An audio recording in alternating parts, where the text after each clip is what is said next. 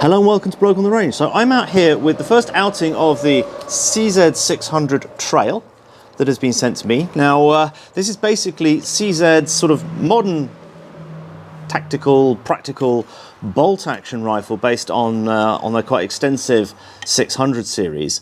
I think what we're going to do is take a detailed look at this at the table in the warm at another occasion, but the TLDR version is basically you've got an aluminium receiver. All the other sort of more conventional layouts are steel, with a medium profile barrel, threaded with an annoying M15 1 metric thread, which is the same as the G36, I believe. I've got the thread protector off because I'm never convinced by them rattling around on the end. We have an AR-15 style handguard, which is clamped onto the barrel in a similar fashion to my Franken rifle. And then we've got a polymer chassis that goes from there to there, which has a 3-position plus folded telescoping stock with all the attendant wobbliness that goes with this kind of telescopic stock. AR-15 compatible pistol grip. This can be switched out, and a AR-type safety catch. Four different weight adjustable trigger. Bolt handle, unfortunately a bit too far forward, but we'll work on that in the future. Scope rail on top, and I've got a primary arms 1:6 LPVO on it. Now, my first encounter with one of these was at Lynx Brutality 2023.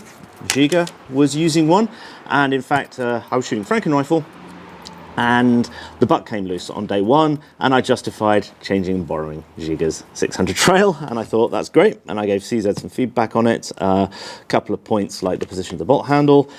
Slightly annoying thing with the telescoping stock is that it only locks firmly in the fully extended and fully enclosed position, and actually I would like it for me to be about there. So I guess I could always cut some more notches if I needed to.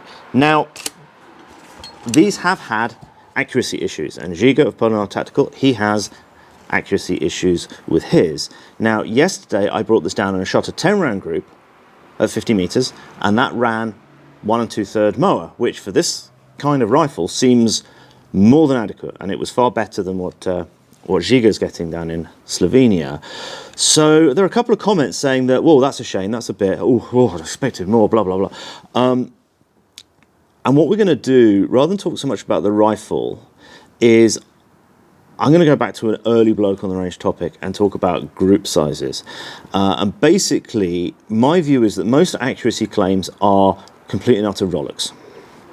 I shot one 10-round group with this Black Hills 77 grain Mark 262 Mod 1C, which is some of the best factory ammo that you can buy in Switzerland, and it is hellishly expensive. So thank you very much, Patreon and Player supporters, who enable us to burn this stuff up.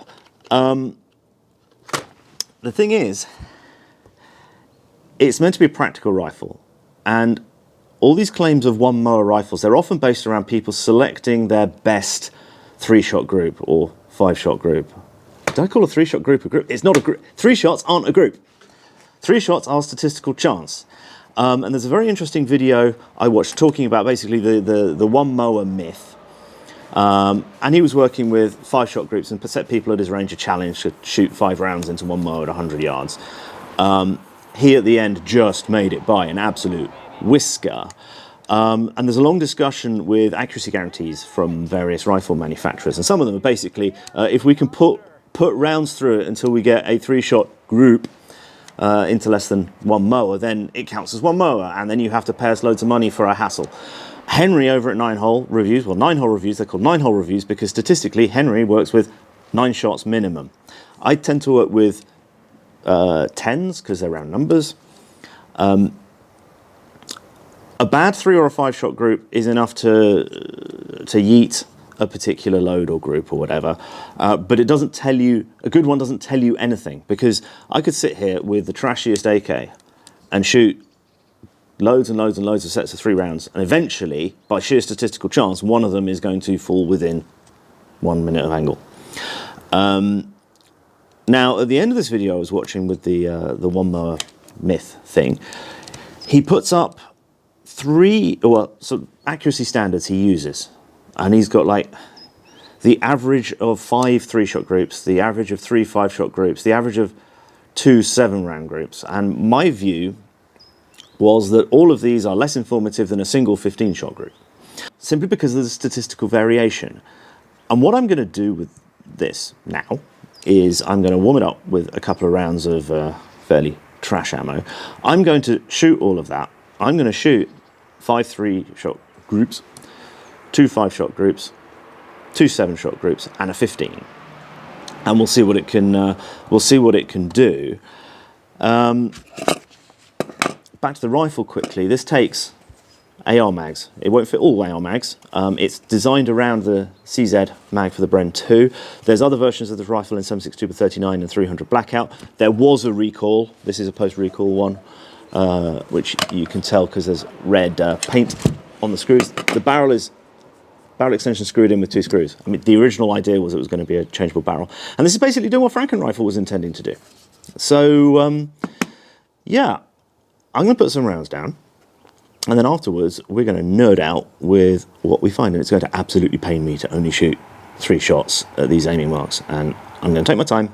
And I've put little black spots at the top. So I've got the most precise aiming point. This has an ACSS reticle with a chevron, so I'll just put it up against it, and I will be holding the forend against the rest here.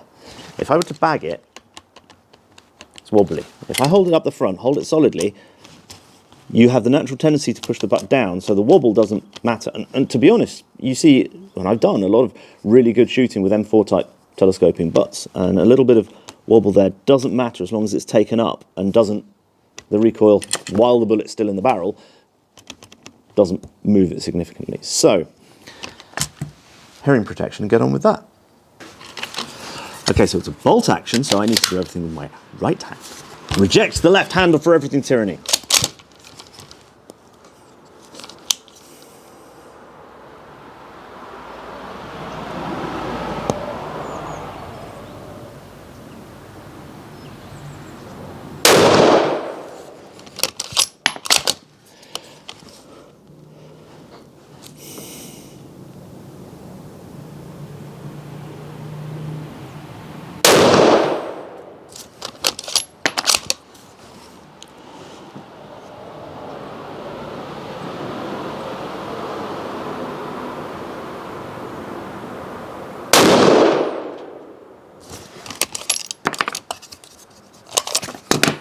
Trash Indonesian M193 just to warm it up.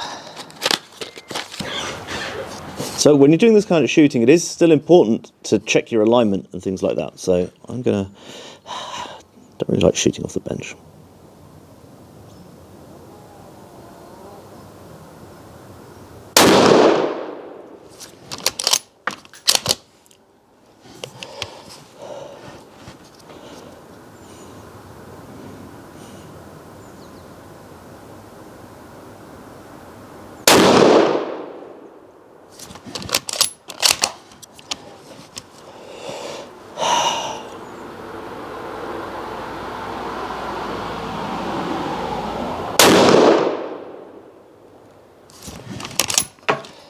Okay, so that's 3 shots into a cloverleaf. They're touching at 50 meters.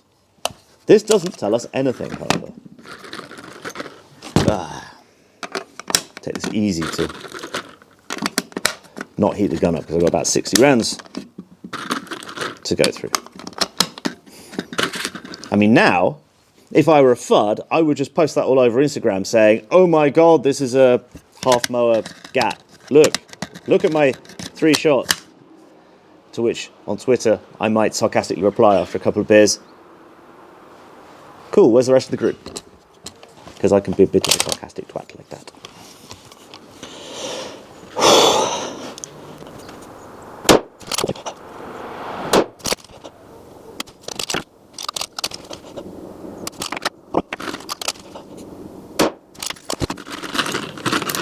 I mean, just philosophizing as I'm going along here, I mean, a better paradigm than well, best three-shot group is statistically worthless.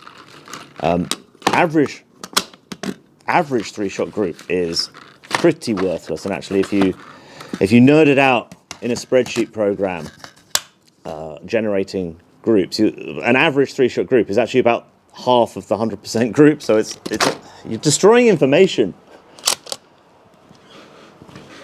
Perhaps the better metric, if you insist on doing three-shot groups, is worst three-shot group. Anyway, I'm not going to bore you with all of this. Let's just skip to the end. Okay, so that's the group I shot yesterday. Remeasured it today, so I'm measuring everything the same way. Came out at 1.64 moa. Now, if we pass over today, this is the sort of group that ends up reported saying my rifle is half a moa or 0.6 moa or whatever. Okay, we're going to see the danger of three-shot groups in inverted commas here in full flesh and form. So the second one runs 145. Then we got 1.8, and we've actually got a bit of we've got a few low dropped shots, but I'm counting them. I'm not discounting flyers in any of this. 1.28, 0.69, which gives us an average of 116, a maximum of 1.8, and a minimum of 0.56. And what you'll notice here is that these three are clustered pretty much around the mean point of impact of the whole lot, just eyeballing it. This is shifted left. This is shifted left and possibly up a little bit.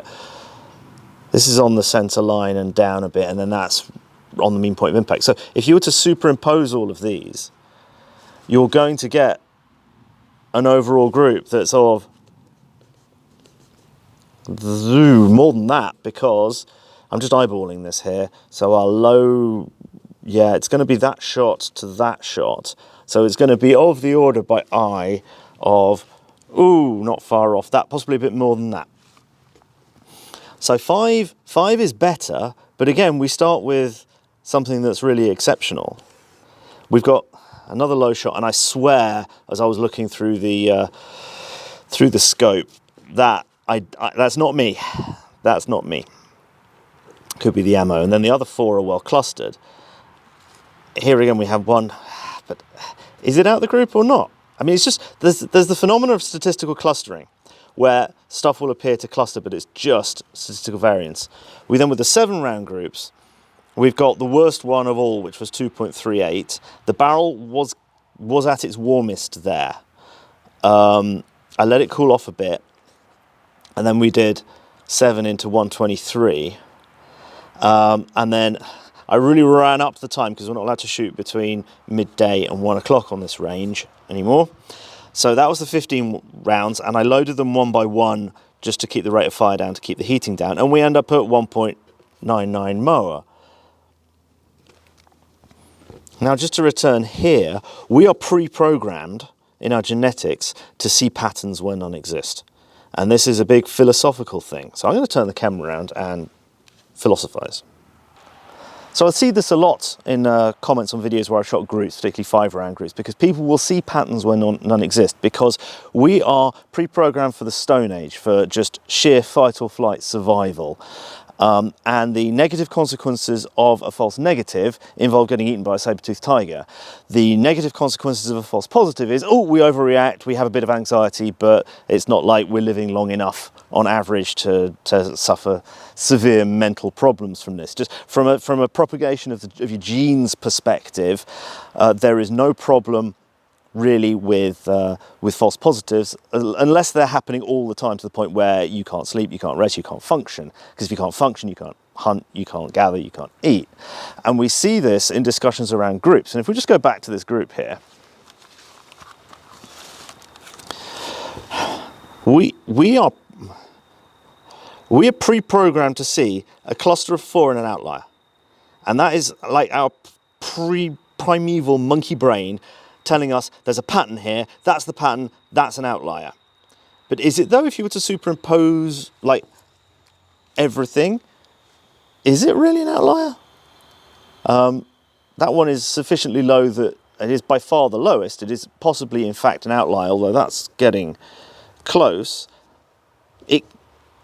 It could be, but you have to resist the temptation to see patterns where none exist. And that's part of the problem with three-shot groups, is the psychological thing of we're seeing a pattern there. But statistically, that's just something towards the middle of a diffuse group about there. And you're going to get 50% of the shots into about that and 100% into about that. So I think the next point is, I mean, we've got 14 here and then 15 here, 15 here. So by shooting 3-round groups and taking the average, we are actually losing information. And then, as I said earlier, you're actually losing about half the group size, and it's not far off. Okay, so we've got basically 2 moa here, over 15, and our average of 5 3-shot groups is about half that. So we've thrown away half of the information. The more rounds you put into a group, the better. Obviously, don't get the barrel too hot because that'll widen it up. I suspect that barrel had got a bit hot there, but again, I'm seeing patterns. I've got to resist. You've got to resist the temptation and look at it purely mathematically. That may or may not be an outlier. We don't actually have enough information to see whether that's an outlier, unless we composite the whole thing, which I guess if I was better at computers and stuff, we could do. So here over 15, we have a much more complete picture, and of course it's not the full 100% group size. If you were to put about 40 shots, it will probably come into that, and if that is in fact representative, it's probably overall going to be of that sort of order, like 2.4. So just to go back and really hammer the point home, what a lot of people are saying when they say they have a 1 moa rifle or they expect 1 moa accuracy is they're reporting that, or maybe that, and they're throwing away the rest of the information because it's inconvenient. I'm much more realistic, and let's just go back to the rifle and have a little look at it. Okay, so the groups I'm getting there are far better than Giga has been getting with his, and he's been playing around with pillar bedding it. But really, for a rifle of this construction, what more do you actually expect than that? I mean, this is a polymer chassis that holds a magazine. You've got an aluminium lightweight receiver. The barrel is free floated from about here because you've got the handguard clamped onto it. You've got play in the rear sight. I mean, it's still massively outperforming World War II era sniper rifles, who, I mean, we'd be expecting 2.5 moa out of a number 4T, 3 out of a Springfield, I believe they were held 2. And I mean, this isn't a precision setup. It's not expensive. It's not. I mean, it's not glass bedded. There's nothing been going on with it. The scope is I've been running it at 6 power. It's a mid-market consumer end scope. Would you really expect greater performance than this out of a rifle constructed like this? So CZ put a guarantee on the conventional configured rifles. They don't put one with the Trail, and I think that's largely due to the type of construction. It's meant to be a practical rifle. It is not an accuracy machine. So why are you expecting sort of varmint level rifle, sort of lightweight sniper rifle levels of accuracy out of something that's not set up for that? And I think it's that there's this whole, as the gentleman in the video I referred to refers to it as the 1 MOA hoax. And people actually, 99% of reports of accuracy are lies, basically. Absolute lies. And I recommend watching his video because he has an interesting discussion of a lot of these accuracy guarantees given by a lot of these manufacturers. And he reports that his average in testing over 5-shot groups of all the rifles he's tested is a 5-shot group into 1.8 MOA, which is not far off what we've got here with what's essentially a relatively inexpensive fun gun. And take-home message is, again, 3-round groups aren't. More rounds in a group is better. Any smaller groups and averaging and things like that is throwing away useful information. And this is why I work with 10 round groups. I would be expecting 10 round groups out of that to be mostly printing of the order of 1.5 to 2 moa. And I think that's perfectly adequate for what that rifle is designed to do at that price point. Remembering that it's not a $300 Savage, whatever. We don't have that kind of thing here. Your $300 Savages are sort of 2.5 times as expensive here.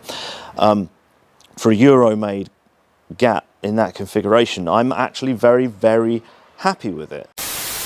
There now follows a brief public service announcement. If you're watching this video on YouTube, wouldn't it be great if there was somewhere on the internet regrouping the best gun nerd content in one place, free of demonetizations and insta-bans, and enabling you to watch it either on desktop or on most major platforms including Apple, Android, Roku and Amazon Fire? Well, now there is. Go to weaponsandwall.tv and sign up for $9.99 a month or $99 a year to enjoy and support the work of all these great channels in one convenient package with cross-channel collections, feature weeks and other cool features you won't find elsewhere, and better video quality. There may even be a discount code for the monthly subscription active right now. Check the main page of weaponsandwall.tv to find out. If that's not for you, the traditional options of Patreon and Player are of course still open, links in the description, and we're always grateful for a like, a subscribe and a salty comment to feed the algorithm. Many thanks for your support in whatever form it may be. Now, back at the plot. So there you go, your mileage may vary, let me know in the comments. I hope that was at least vaguely interesting in any case, so thank you very much to all our supporters on the app or on Player or on Patreon who enable me to come down here and throw significant monetary quantities of ammunition downrange, because Switzerland isn't cheap and American ammunition in Switzerland isn't cheap. So thank you very much to enable me to do this, to blather away at nerdy topics like this. So thank you very much and see you again sometime. Bye.